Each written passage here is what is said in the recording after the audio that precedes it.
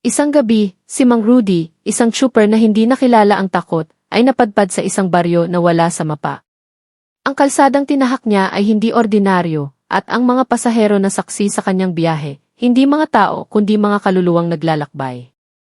Ano ang nangyari nang pumasok siya sa madilim na daan na walang katapusan? Ano ang matutuklasan ni Mang Rudy sa kwento ng mga aswang? Tumuklas ng katotohanan habang ang jeep ay patuloy na umaandar sa daang hindi kayang balik-balikan. Hanggang saan ang kaya mong itulak ang takot, mainit ang gabi. Kahit bukas ang bintana ng jeep, halos walang hangin. 12:00 na ng gabi. Patapos na sana ang biyahe ni Mang Rudy, isang veteranong trooper ng jeep sa probinsya ng Quezon. Pabalik na siya sa terminal, pauwi na sana. Ngunit sa gitna ng daan, may babaeng kumakaway sa gilid ng kalsada. Nakaputi, mahaba ang buhok, at halos hindi makita ang mukha. Nag-aalangan si Mang Rudy. Pero bumagal ang takbo ng jeep. Sa San Roque lang po, mahina ngunit malinaw ang sabi ng babae. Tahimik ang paligid. Walang ibang sasakyan. Walang post ng ilaw. Kinuha ni Mang Rudy ang rosaryo sa kanyang dashboard at isinabit sa rearview mirror. Pinapasok niya ang babae. Umupo ito sa pinakadulo ng jeep, malapit sa likod. Habang umaandar, napansin ni Mang Rudy na hindi ito gumagalaw. Tahimik. Walang imik. Tiningnan niya sa salamin. Pero wala siya sa salamin. Biglang bumilis ang tibok ng puso ni Mang Rudy. Humigpit ang hawak niya sa manibela. Napakagat siya sa labi. Binilisan niya ang pagpapatakbo. Subalit habang lumalayo siya, parang lalong humahaba ang kalsada. Parang hindi na ubos ang daan. Napatingin ulit siya sa salamin. Ngunit iba na ang anyo ng babae. Maputi pa rin ang suot, pero putik-putik na. Basang-basa ang buhok, parang galing sa ilog. May dugo sa gilid ng labi. Nanginig ang buong katawan ni Mang Rudy. Napahinto siya bigla sa gitna ng kalsada. Walang ibang ilaw kundi ang mula sa headlights ng jeep. Luminga siya sa paligid. May mga mata sa kadiliman. Pula. Maliit. Parang galing sa mga hayop. Mula sa likod, may narinig siyang kaluskos. Pilit niyang binuksan ang ilaw sa loob ng jeep. Wala ang babae. Ngunit may naiwan. Balahibo ng hayop sa upuan. Mabaho ang amoy, parang nabulok na karne. Tumulo ang malamig na pawis sa batok ni Mang Rudy. Narinig niya ang ungol mula sa labas. Parang iyak ng sanggol. Sumisigaw. Paunti-unti. Dumungo siya sa bintana. May aninong gumagapang sa bubong ng jeep. Mabilis. Parang ahas na may pakpak. Lumundag siya palabas ng jeep at tumakbo sa masukal na bahagi ng gubat. Madilim. Madawag. Mahangin. Ngunit sa bawat yapak niya may sumusunod. Parang 4 ang paa. Parang may matutulis na kuko na sumasayad sa lupa. Napahinto siya nang marinig ang bulong. Chu-Pierdi. Boses ng babae. Ngunit parang may kasamang huni ng paniki. Parang hinigop ang liwanag sa paligid. Nang lingunin niya, nandoon ito. Hindi na babae. Kalahating tao, kalahating hayop. Mata niya ay pulang-pula. Ngipin ay matutulis. Puno ng dugo. Lumapit ito ng dahan-dahan. Hindi siya makagalaw. Parang naipit ang katawan niya sa pagitan ng lupa at hangin. Pilit siyang sumigaw. Ngunit walang boses na lumabas. Ang huling narinig niya ay ang tunog ng mga pakpak. Malaki. Mabigat. At ang mainit na hininga sa kanyang batok, napapikit si Mang Rudy. Humigpit ang dibdib niya, parang may pumipisil sa puso niya. Nararamdaman niya ang matulis na kuko na dahan-dahang lumalapit sa kanyang balat. Ang hininga sa batok niya ay amoy dugo at asupre. Mainit. Malagkit. Nakakaduwal. Sa gilid ng kanyang paningin may kumikislap na liwanag. Isang ilaw ng motorsiklo. Mabilis ang takbo papalapit sa kanyang kinaroroonan. At sa isang iglap nawala ang halimaw. Parang bula. Naiwan lamang ang amoy. Bumagsak si Mang Rudy sa lupa. Habol-habol ang hininga. Nanlalamig. Nanginginig. Bumaba ang lalaking nakamotor. May dalang sulo. Kuya, ayos ka lang? Tanong ng lalaki habang hawak ang krusipihong pilak. Hindi nakasagot si Mang Rudy. Ngunit unti-unti tumulo ang luha sa kanyang mata. Ang lalaking nakamotor ay taga-baryo din. Isa sa iilang nakakaalam ng kwento ng kagubatang iyon. Napadpad ka sa baryo San Roque. Dito, hindi basta-basta ang gabi, anya. Dito, buhay pa ang alamat. Habang sakay na si Mang Rudy sa likod ng motor, pinilit niyang hindi lumingon. Pero sa salamin ng motorsiklo may nakita siya. Isang anino. Nakatayo sa gitna ng kalsada. Nakatingin sa kanila. Walang mukha. Walang galaw. At nanghihintay. Pinikit ni Mang Rudy ang kanyang mga mata. Ayaw niyang tumingin muli. Pero kahit nakapikit, ramdam niya ang presensya nito. Parang may matang nakatutok sa kanyang likuran. Habang umaandar ang motor, biglang bumigat ang hangin. Umihip ang malamig na simoy, amoy bulok na dahon at dugo. Pilit niyang nilabanan ang kilabot na gumagapang sa kanyang laman. Kuya, huwag kang lilingon, sabi ng lalaking nagmamaneho. Madiin. Matigas. Pag lumingon ka, hindi ka na makakauwi. Muling nabalot ng katahimikan ang kalsada. Tanging ugong ng motor at tibok ng puso ni Mang Rudy ang maririnig. Mabilis. Magkasabay. Parang may hinahabol. Sa may gilid ng daan, may mga matang muling kumikislap. Pula. Dilaw. Berde. Parang mga ilaw na palutang-lutang sa kadiliman. Ngunit alam niyang hindi iyon alitap-tap. Alam niyang hindi iyon hayop. May mga bulong na muling narinig. Mabagal. Paulit-ulit. Chuper-chuper di. Boses ng babae, pero may ibang tono. Parang maraming bibig ang nagsasalita sa iisang pangalan. Lalo niyang hinigpitan ang kapit sa baywang ng lalaking motorista. Malapit na tayo, sigaw ng lalaki. Kapag nakita mo ang malaking punong balete, doon mo lang mararamdaman kung ligtas ka na. Ngunit sa kanyang harapan, sa malayo, nakita niya ito.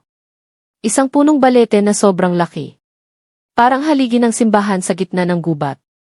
At sa ilalim ng ugat nito, may nakatayo. Puting damit. Mahabang buhok. Ngunit ngayon, kita na niya ang mukha. Wala itong mata. Wala itong ilong. Isang malapad na bibig lang nakangiti ng ubod ng lapad. Biglang nawala ang ilaw ng motor. Nagdilim ang paligid. Walang tunog. Walang galaw. Parang huminto ang mundo. Tumigil ang motor. Wala ni isang ingay maliban sa malalim na paghinga ni Mang Rudy. Ang lalaking nagmamaneho ay hindi na rin gumagalaw. Kuya, mahinang tanong ni Mang Rudy. Walang sagot.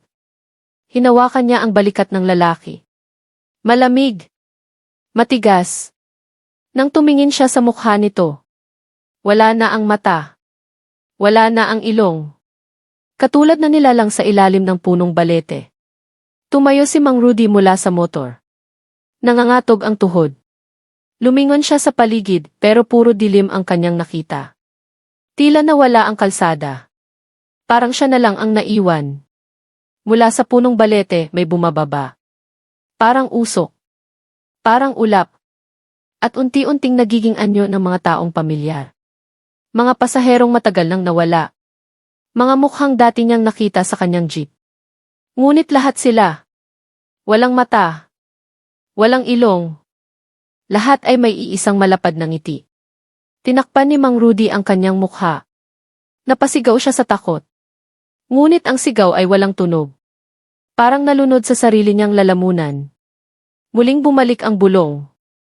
Mas malakas na. Mas malapit. Hindi ka na makakaalis. Isa ka na sa amin. Isa ka na. At sa huling pagkakataon, naramdaman niya ang malamig na hininga sa kanyang batok. Ang matulis na kuko sa kanyang balikat. At ang mahabang dila na dumampi sa kanyang pisngi. Napapikit si Mang Rudy, pilit nilalabanan ang kilabot na unti-unting lumulunod sa kanya. Pero wala na siyang lakas. Wala na siyang tinig. Parang may humihigop sa kanyang alaala. Ang jeep. Ang daan. Ang mga pasahero. Unti-unting nawawala sa kanyang isip. Sa kanyang harapan, bumukas ang lupa. Mabagal. Malalim. Maitim. May amoy ng lumang dugo at sinunog na laman.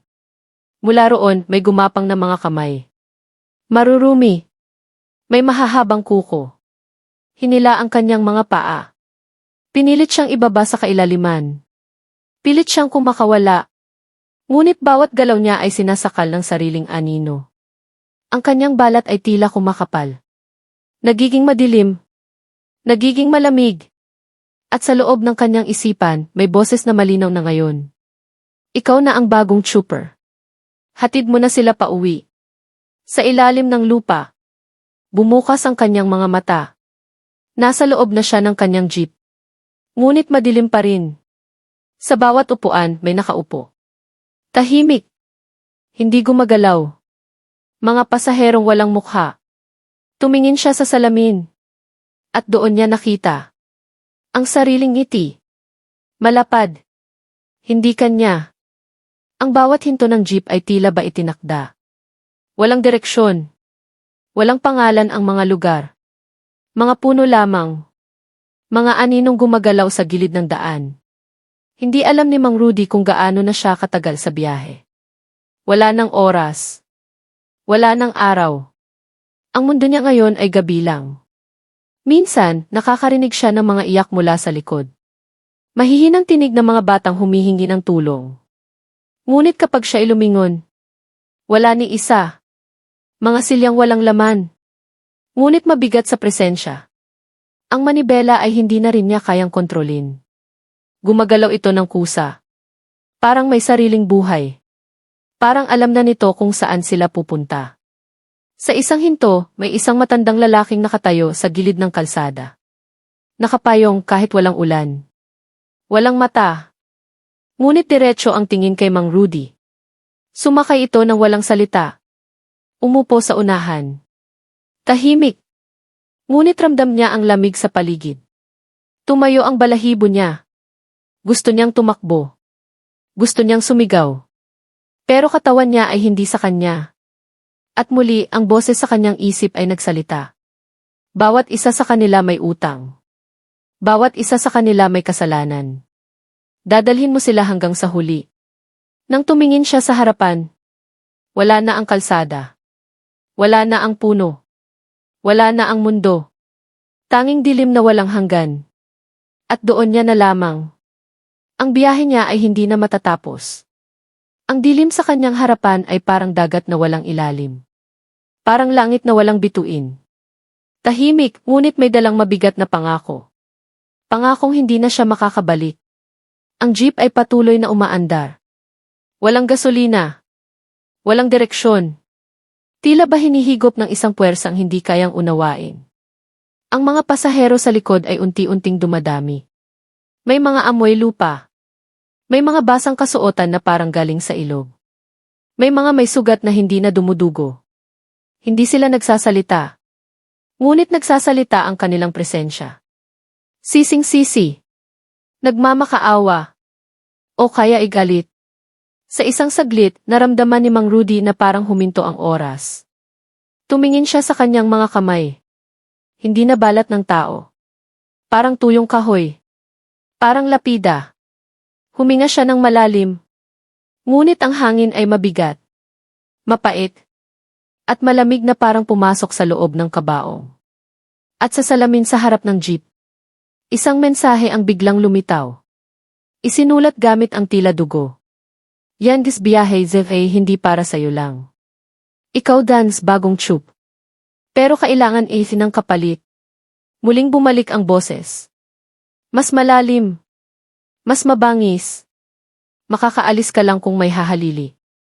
Napasinghap si Mang Rudy. Ngayon niya lang naunawaan. May paraan para makatakas. Pero may kapalit. Isang buhay. Isang kaluluwa. Isang inosenteng kaluluwa. At habang humihinto muli ang jeep sa susunod na dilim. Sa gilid ng daan ay may nakatayo. Isang batang lalaki. May bitbit na bag. May suot na uniforme. At may ngiting walang bahid ng takot. Nanigas si Mang Rudy. Hindi siya makapaniwala sa sarili niyang refleksyon. Ang mga mata niya ay itim na butas. Walang saysay. Walang kaluluwa. Ang ngiti niya ay hindi tugma sa kanyang nararamdaman. Nakangiti ang mukha, pero ang loob niya ay umiiyak sa takot. Pilit niyang igalaw ang katawan. Ngunit parang may mahigpit na tanikala sa kanyang kalamnan. Ang kanyang mga kamay ay nakakapit sa manibela. At hindi niya maibaba. Ang makina ng jeep ay kusa ng umandar. Walang susi. Walang apakan. Mabagal itong umusad. Sa dilim ng kalsada, isang ilaw ang biglang sumiklab.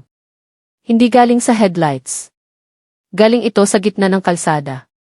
Kung saan may isa na namang nilalang ang kumakaway. Puting-puti ang damit. Mahaba ang buhok. Walang mukha. Katulad ng lahat ng kanyang mga pasahero. Narinig niya ang boses sa kanyang isipan.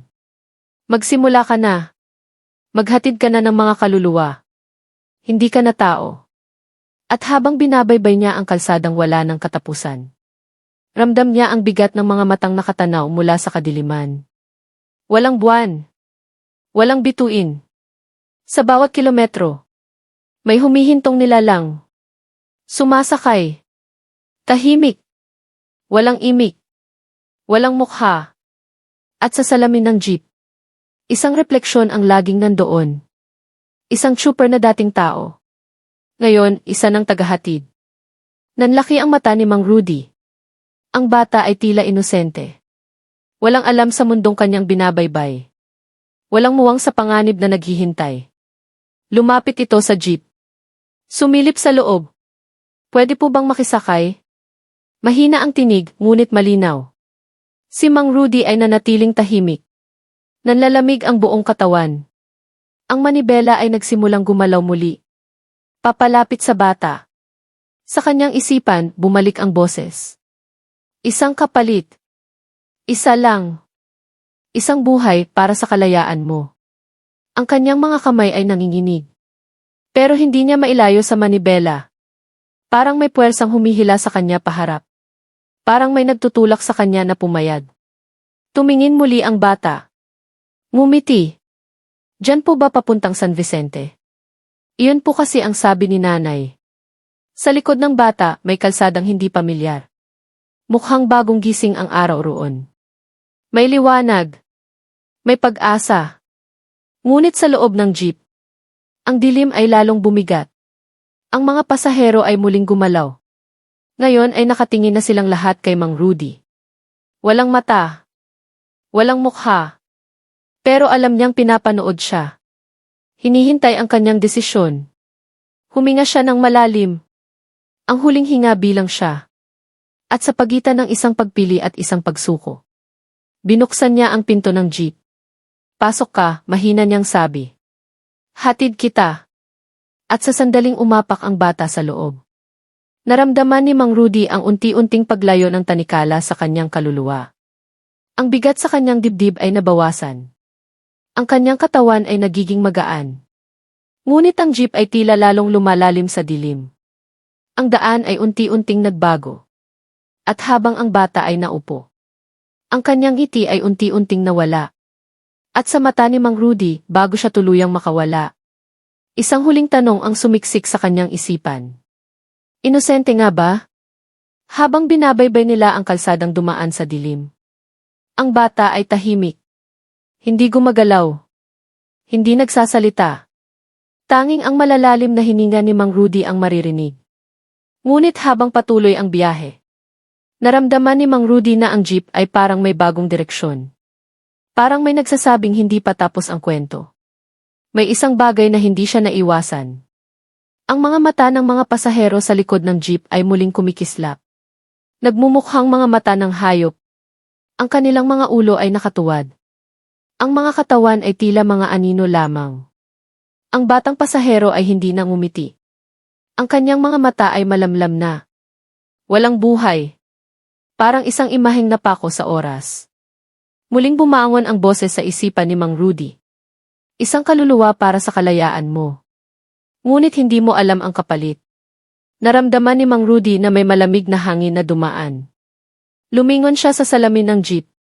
At doon, sa kanyang likuran, ang mga mukha ng mga pasahero ay nagbago.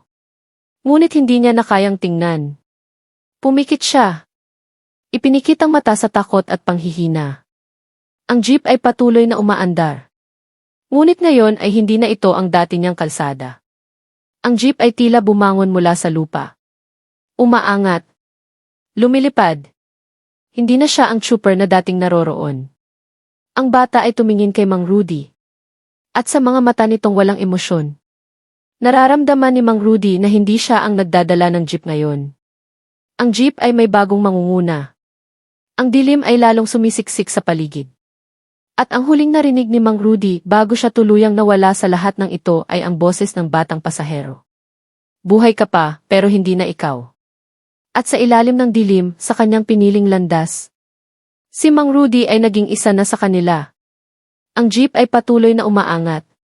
Hindi na alam ni Mang Rudy kung saan siya pupunta. Ang mga kalsada ay naglaho. Ang mga ilaw ng mga bayan at lungsod ay nawala. Tanging ang kabangisan ng dilim ang naroroon. Ang hangin ay humihigop sa loob ng jeep. Parang may mga malalaking pakpak na humahampas. Ang mga pasahero sa likod ay tila nagsimula ng magbago. Ang kanilang mga katawan ay nagiging mas mabigat. Mas matitigas. Parang mga estatwa na hindi na kumikilos. Pero ang mga mata nila ay patuloy na nakatitig. Nagising si Mang Rudy mula sa matinding pagkakatulala. Ang katawan niya ay napakabigat. Ang mga kamay at paa niya ay tila parang hindi na kanya. At sa kanyang huling hinga, naramdaman niya ang malamig na paghipo ng hangin sa kanyang balat. Ang matalim na kuko na gumapang sa kanyang leeg. Ikaw na ang bagong trooper. Ang boses mula sa dilim ay muling sumik.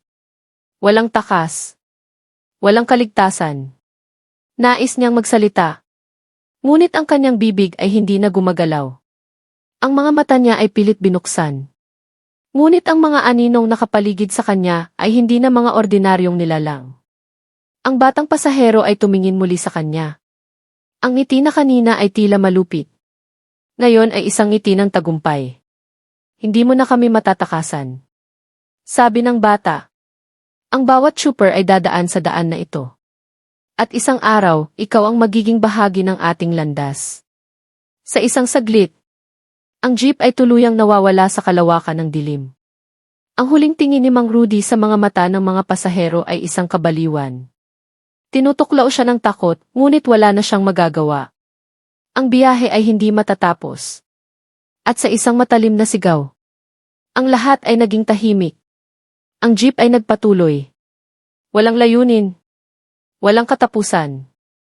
At habang ang jeep ay patuloy na lumilipad sa dilim, ang hangin ay nagiging mas malamig. Tila ba ang hangin ay may sariling buhay? Isinusumpa ang bawat pag-ikot ng mga gulong sa kawalan. Ang katawan ni Mang Rudy ay pakiramdam na parang naiwan sa mundong hindi niya matutumbok. Ang mga pasahero sa likod ay nagsimulang magbago muli. Ang kanilang mga anino ay hindi na sila.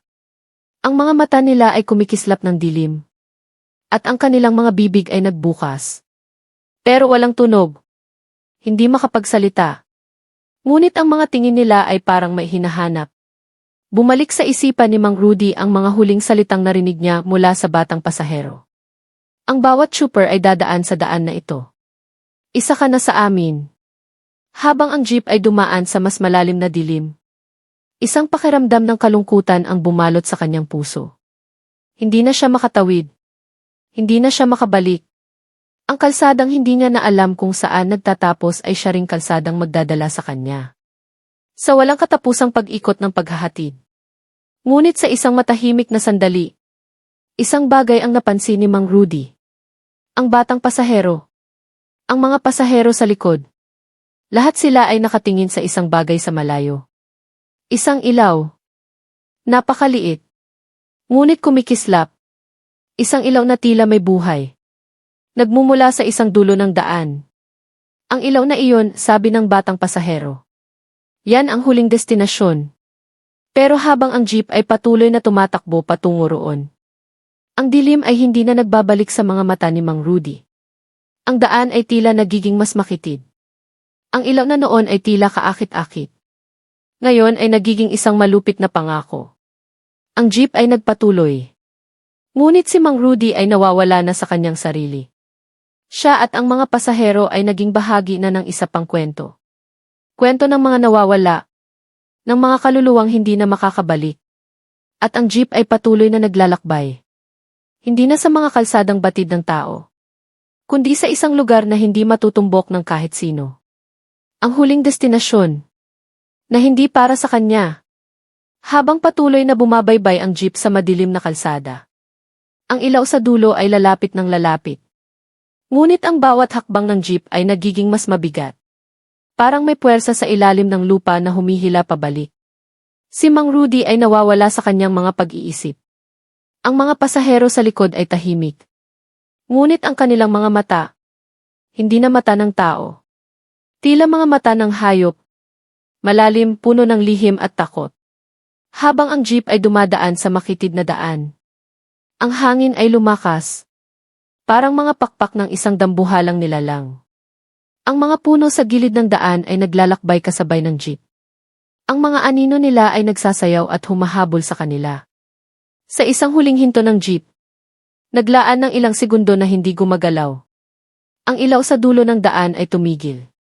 Ito ay nagiging mas maliwanag, ngunit hindi nakakaakit. Nagmumukhang isang mata na sumusubok sumilip mula sa dilim. Ang batang pasahero ay tumingin kay Mang Rudy. Hindi na siya ngumiti. Ngunit ang kanyang mga mata ay tila nagsasabi ng mga bagay na hindi kayang ipaliwanag ng mga salita. At mula sa bibig ng bata, isang boses na malamig at malupit ang dumating.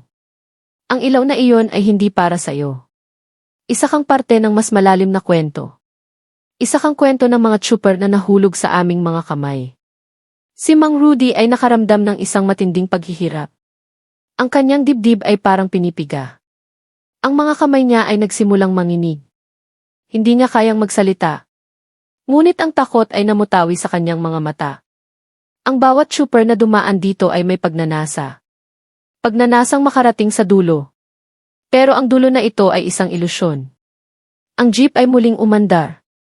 Mas mabilis. Ang ilaw ay dumidilim habang papalapit sila. At habang ang dilim ay lumalamon sa kanilang daan, si Mang Rudy ay napansin na sa bawat hakbang ng jeep, ang kanyang sarili ay unti-unting nawawala sa mga mata ng mundo. Siya ay hindi na trooper. Hindi na siya tao. Isang kaluluwa na matagal nang naligaw sa daan. Habang ang jeep ay patuloy na bumabaybay sa madilim na daan, ang hangin ay naging mas mabagsik. Parang mga malamig na palad na humahaplos sa balat ni Mang Rudy. Ang mga mata niya ay tila nahulog na sa ibang dimensyon. Habang ang mga pasahero sa likod ay unti-unting nagiging mas hindi maipaliwanag. Ang mga katawan nila ay nagiging anino. Walang laman, walang anyo. Pero ang presensya nila ay kasing bigat ng mga bundok. Ang mga mata nila ay nananatiling nakatingin kay Mang Rudy. Pero ang mga titig na iyon ay hindi na galing sa kanila. Parang mula sa ibang lugar, ibang oras. Habang patuloy na gumagalaw ang jeep, ang mga pader ng dilim ay lalong sumikip. Ang mga puno sa gilid ay hindi na mga puno. Ang mga anino nila ay parang mga kamay na humahawak at humihila sa jeep. Hindi mo na kayang balikan. Ang boses ng batang pasahero ay muling narinig ni Mang Rudy. Wala nang daang pabalik sa buhay mo. Si Mang Rudy ay nagnanais na tumanggi. Pero ang katawan niya ay hindi na gumagalaw. Parang isang makina na hindi na kayang patagilid. Ang kanyang katawan ay naging bahagi ng jeep. Ng bahagi ng daan. Sa bawat hinto ng jeep may bagong kaluluwa. Sa bawat biyahe may isang bagong trooper. Ang jeep ay muling nagpatuloy. Ang dulo ng daan ay hindi na isang dulo. Hindi na isang ilaw. Ito ay isang walang katapusang pag-ikot. Na hindi matutumbok ng kahit sino.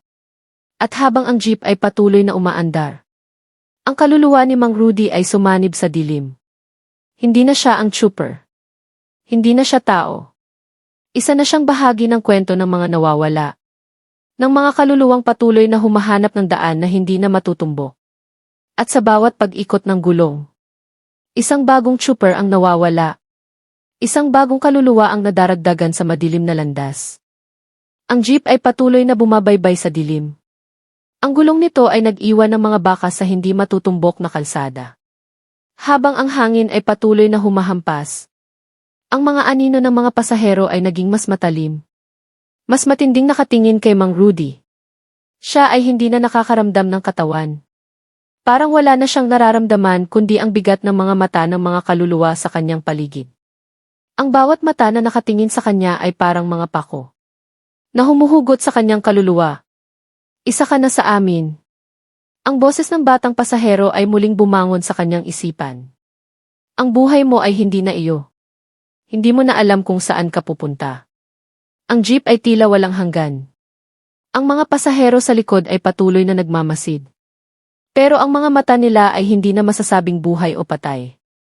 Isang halo ng mga nilalang na naglalakbay sa kalsadang hindi alam kung saan patungo. Habang ang jeep ay tumatakbo, si Mang Rudy ay nakaramdam ng isang malamig na paghihiwalay mula sa lahat ng alam niya. Bawat pihit ng manibela ay nagiging isang hakbang patungo sa kawalan. Hindi niya kayang balikan ang buhay na naiwan. Ang pamilya, ang mga kaibigan, ang mundong pinagmulan. Ang bawat trooper ay may hangganan. Ang boses na nagmumula sa madilim na sulok ng jeep. Pero ang kaluluwa mo ay walang katapusan. Kahit mawala ka na, magiging bahagi ka pa rin ng kwento. Sa isang matalim na hinto, ang jeep ay tumigil. Walang ingay, walang tunog. Tanging ang malalim na katahimikan ang namutawi. Ang mga mata ng mga pasahero ay nagbago. Ang kanilang mga anino ay tila naglalakad papalapit kay Mang Rudy. Ngunit hindi na sila ang mga pasaherong dati niyang nakasama. Sila ay naging bahagi ng madilim na daan. Sila ay mga nilalang na hindi na muling makakabalik sa buhay. At si Mang Rudy, siya ay naging isa na sa kanila. Isang kaluluwang naglalakbay sa walang katapusang daan. Ang jeep ay umandar muli.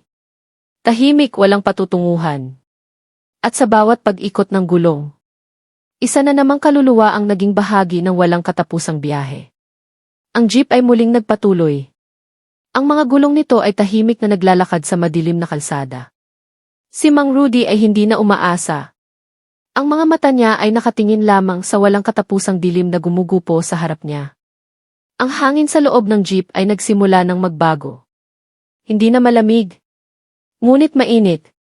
Parang ang hangin mismo ay may nilalang na naglalaman ng kaluluwa ng mga nawawala. Ang mga pasahero sa likod ay nagpatuloy sa kanilang walang amoy na mga titig. Sila ay hindi na tao. Wala na silang mga alaala ng mundong kanilang iniwan. Ang bawat isa sa kanila ay naging bahagi na ng madilim na kwento. Habang si Mang Rudy ay patuloy na sumasabay sa paggalaw ng jeep. Isang bahagi ng kanyang isipan ang nagsimula ng magising. Nagkaroon siya ng kalinawan. Siya ay hindi na maaaring makabalik. Hindi na siya makalabas sa landas na pinili ng kanyang katawan. Hindi mo na kayang bumalik. Ang boses ng batang pasahero ay muling lumutang. Hindi na ito ang mundong alam mo. Si Mang Rudy ay hindi na sumagot. Ang kanyang mga mata ay nakatutok na lamang sa daan. Sa patuloy na paglipad ng jeep sa hangin na hindi natitinag, ang kanyang katawan ay nakalubog na sa isang mundo na walang katapusan. Ngunit sa isang iglap, isang malabong imahe ang nagpakita sa kanyang isipan. Isang tao. Isang babae. Isang pamilya. Patawarin mo ako. Ang mga huling salitang kanyang narinig mula sa kanyang sariling labi. Ngunit hindi niya na alam kung saan nagmula ang mga iyon. At sa pag-ikot ng mga gulong ng jeep, sa patuloy na paglaho ng mga kalsadang hindi na pwedeng balik-balikan, si Mang Rudy ay nagsimulang mawala sa realidad. Ang kanyang katawan ay naging isang anino ng madilim na daan, na hindi na muling makakakita ng liwanag. Ang jeep ay hindi na nagpatuloy sa isang lugar. Ang jeep ay isang landas ng mga kaluluwang nawawala. At si Mang Rudy, hindi na natutulog, hindi na naglalakbay. Siya ay naging isang kwento.